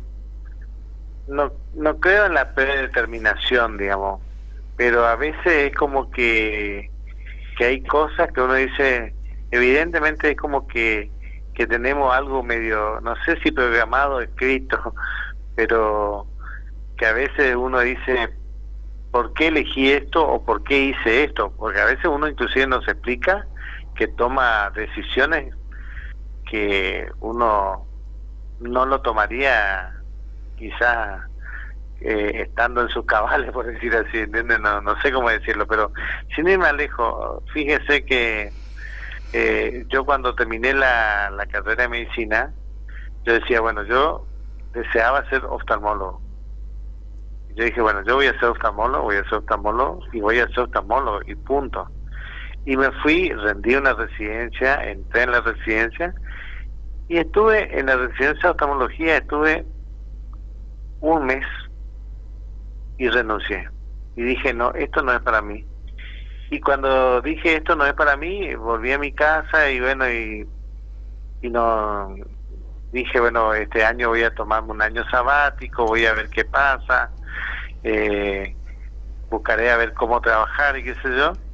Y me acuerdo que justamente un sacerdote de ahí de Corrientes, que yo lo asistía porque en realidad era hipertenso y bueno, y le tomaba la presión y más o menos le guiaba en la administración de sus medicamentos, etcétera, etcétera. Me ve llegar y me dice, ¿qué tal, cómo estás? Y bien, me dice, y ¿estás haciendo cirugía? Me dice. Y yo le digo, ¿no, cirugía? No, a mí no me gusta la cirugía, le digo, no, pero si vos vas a ser cirujano. No, padre, le digo, Alceste se llamaba. No, padre Alceste, a mí no me gusta la cirugía, le digo, yo no voy a ser cirujano. Sí, no, me dice, vos vas a ser cirujano, yo tuve un sueño que vos vas a ser cirujano, me dice. Y pasó así, y de lo que me dijo, y fue una cosa así, como que alguien te diga, sí, va a sacar el loto, o qué sé yo. No le di mucha importancia. Y después pasó una semana que yo me fui al hospital José Ramón Vidal en Corrientes, que me fui por un trámite absolutamente nada que ver con la especialidad ni nada, y me encuentro con mi jefe de cátedra de cirugía, el doctor Pilchi, y me dice, ¿qué tal? ¿Cómo anda? Me saluda porque yo lo conocía obviamente y hablaba frecuentemente con él. Me dice, ¿qué tal? ¿Cómo anda? Bien, ¿y qué está haciendo? Y no, y acá ando, vengo por tal papel. Y bueno, me dice, ¿y qué está haciendo? Y no, nada, le digo yo. ¿Y por qué no viene y hace cirugía? Y yo le quedo mirando y le digo, pero doctor, las residencias ya terminaron, ya es tarde, ya se rindieron, ya se asignaron las plazas, o sea, tengo que esperar el año que viene seguramente. Que eso. No, espere, venga conmigo, me dice. Y me llevó y habló con otro jefe de servicio y justo había calzado, como dicen, de que un residente que estaba asignado a cirugía renunció y que esa plaza había quedado libre, y me dice, acá, usted métase acá. Y yo me quedé, es como que me llevaron de las narices y terminé siendo cirujano. Y sí, es a veces uno no sabe si las cosas son casualidad o causalidad, por causa y efecto. Y sí, o sea, sí. Uno no sabe si el destino está marcado o no, o quizás esté marcado y sean distintos los caminos que uno puede elegir con nuestro libre albedrío para llegar a nuestro destino, ¿no? Pero bueno, en verdad no queremos hacerle perder más tiempo, queremos agradecerle por contarnos sus experiencias extrañas, paranormales, y bueno, desde ya muchísimas gracias, doctor, y lo felicito por animarse a contar sus experiencias, que desde ya están un poco separadas de la ciencia de hoy, ¿no? Pero a lo mejor el día de mañana se pueda encontrar científicamente cuál es la explicación de todo esto, ¿no?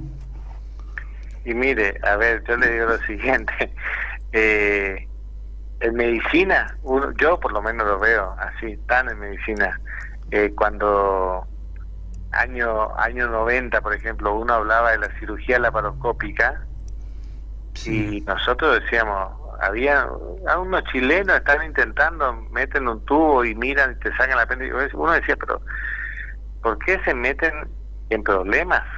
Si la cirugía para la apendicectomía con la técnica convencional, una incisión así en McBurney, o sea, ya está todo escrito, no hace falta innovar nada, está bien así, tenemos buen éxito, o sea, no hay complicaciones, déjense de joder, ¿para qué quieren hacer una laparoscopía?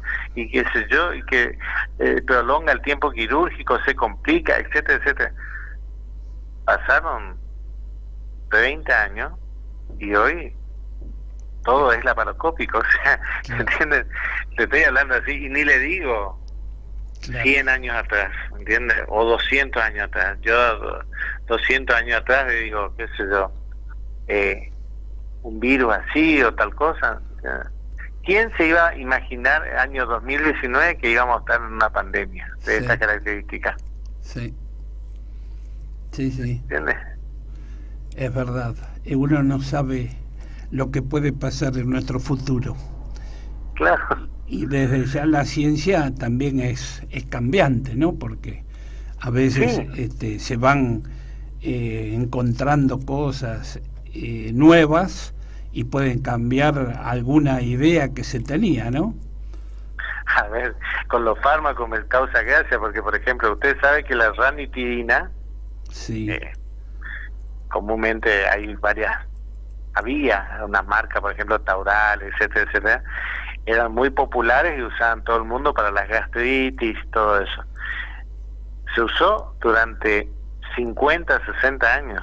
60 años después dijeron no, tiene problemas porque puede predisponer la aparición de determinados tipos de cáncer, etcétera, etcétera. O sea, pasaron años y se prohibió.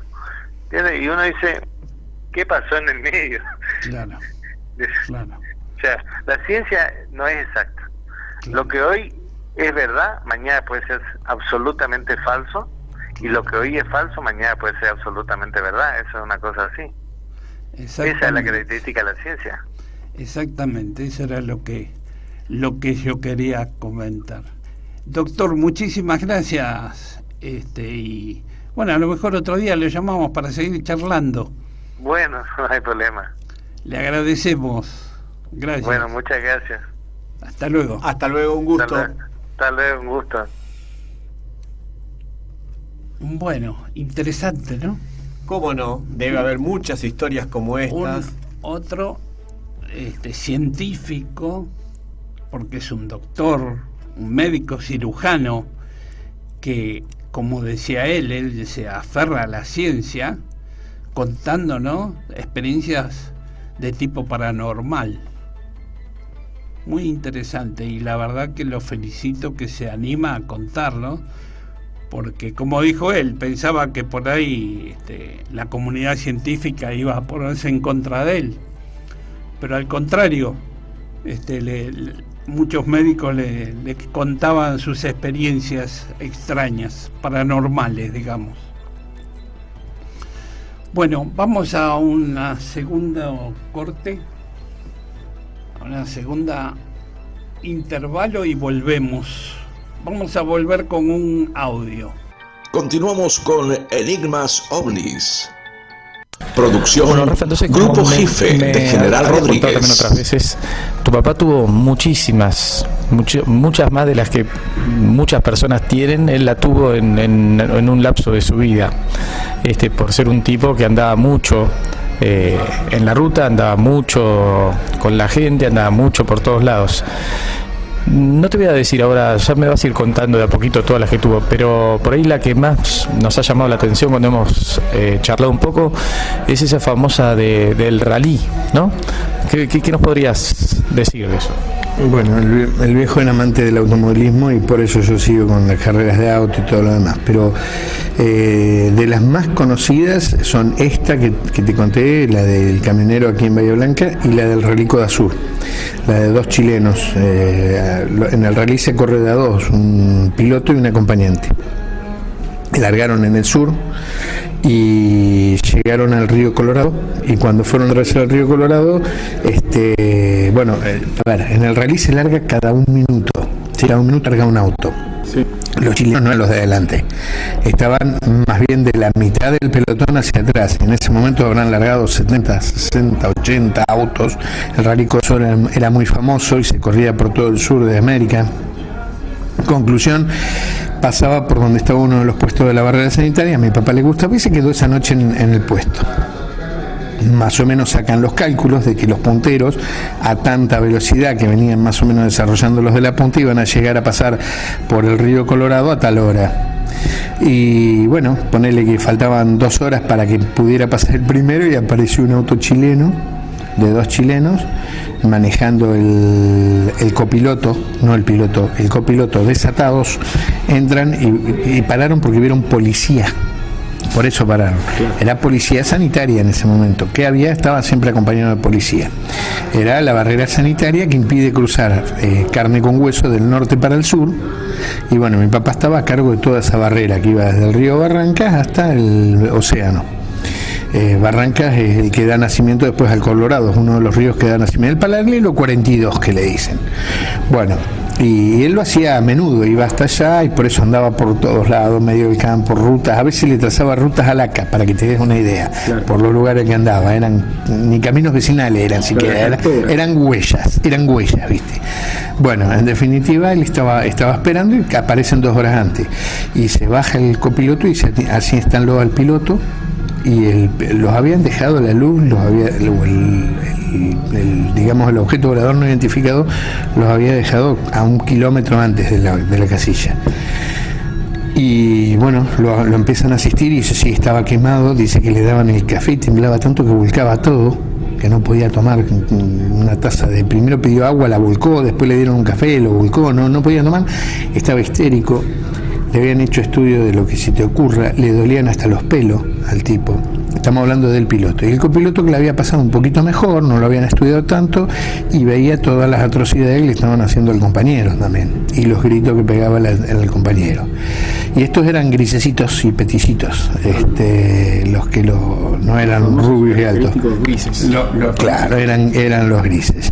Y lo más llamativo de todo esto es que, bueno, ellos lo vivieron, lo asentaron porque estaban con policía, lo asentaron, llamaron a más policía que vino, que asentaron todo, lo llevaron a un hospital, sobre todo al piloto. El copiloto dice que estaba mucho mejor, el que estaba bravo era el piloto, que estaba mal, muy mal, y se quejaba de dolores, estaba dolorido, quemado, golpeado, tenía quemaduras que se veían, lastimaduras que se veían, incluso algunas sangrantes. Bueno, lo tuvieron que asistir y demás, y también fue un caso muy conocido porque después le preguntaron a todos los que largaron adelante de ellos si lo habían visto pasar y nunca lo vieron pasar, jamás vieron pasar el auto, y hay una única ruta, no hay forma de llegar más rápido, la ruta era la que hicieron los otros, que empezaron a aparecer hora y pico después de que había aparecido este auto. O sea, es inexplicable. Si no los agarró alguien y los llevó al auto, tomaron un atajo del tiempo, ¿se entiende? O sea, un vacío en el tiempo, un gusano de esos, agujero de gusano, algo pasó.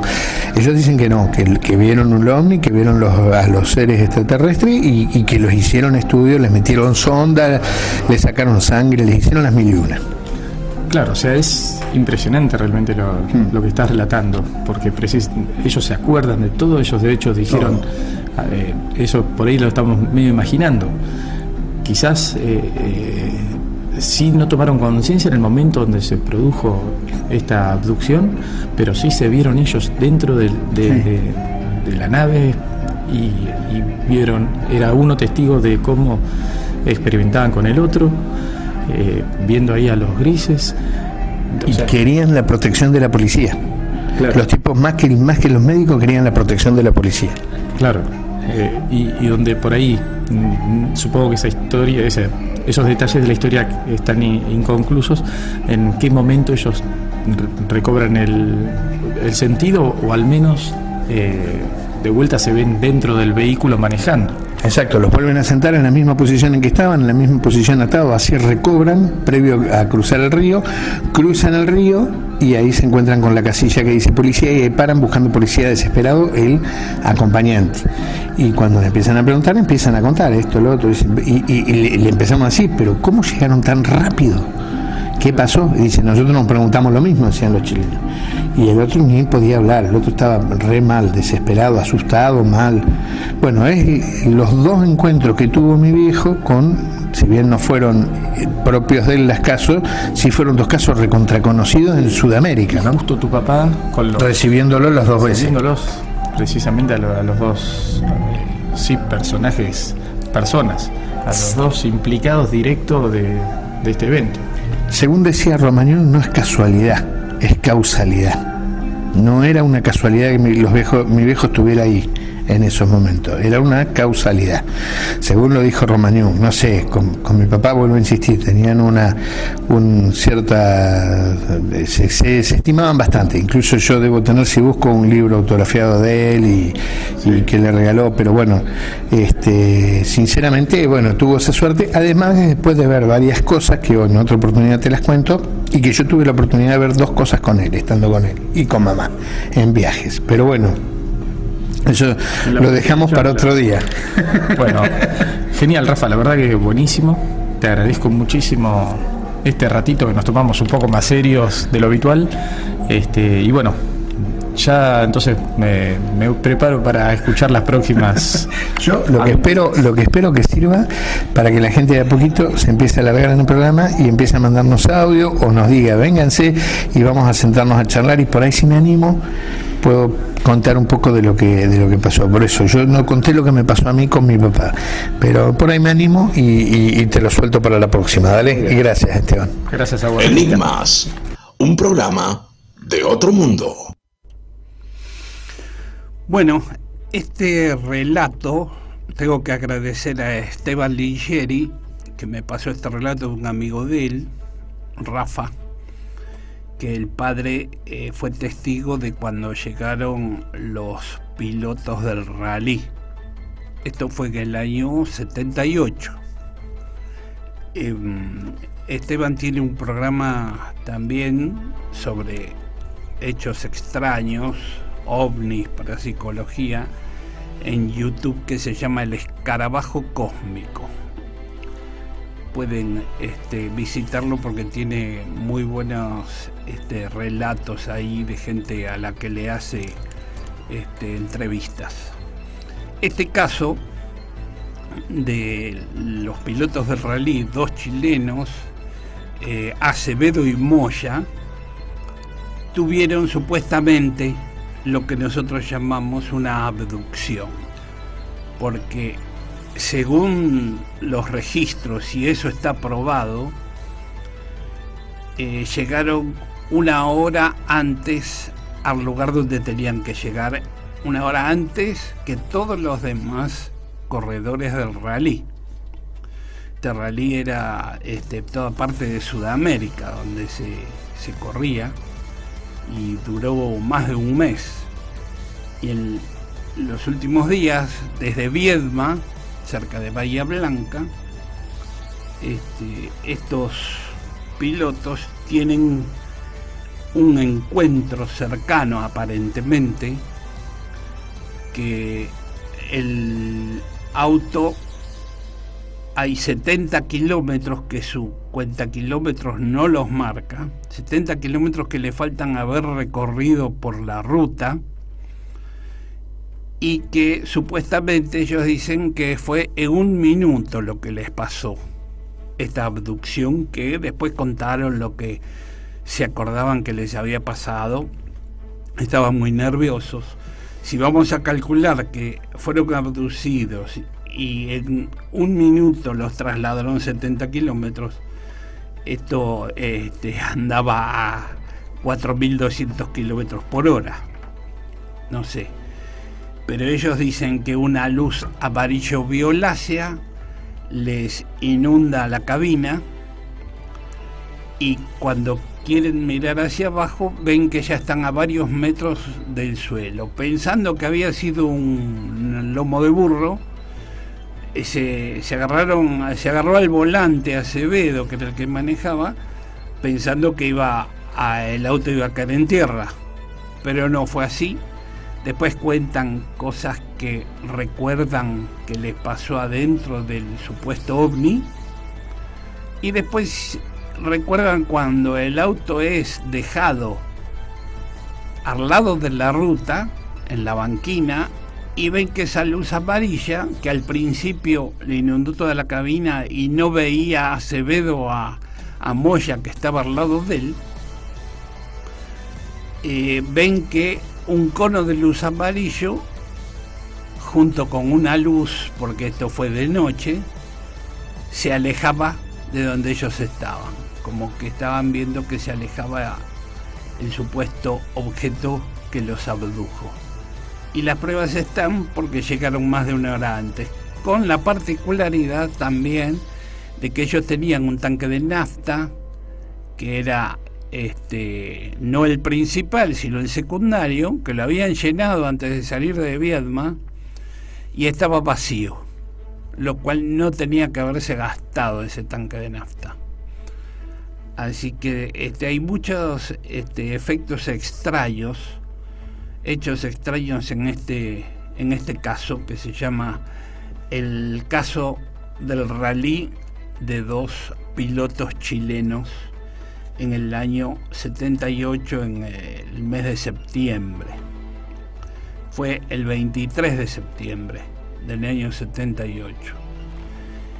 Y unos años antes ocurrió un hecho parecido en Brasil, en un lugar llamado Laguna, que está cerca de Florianópolis, en donde también fue un hecho similar. Los testigos cuentan que un objeto elevó la camioneta en donde ellos estaban.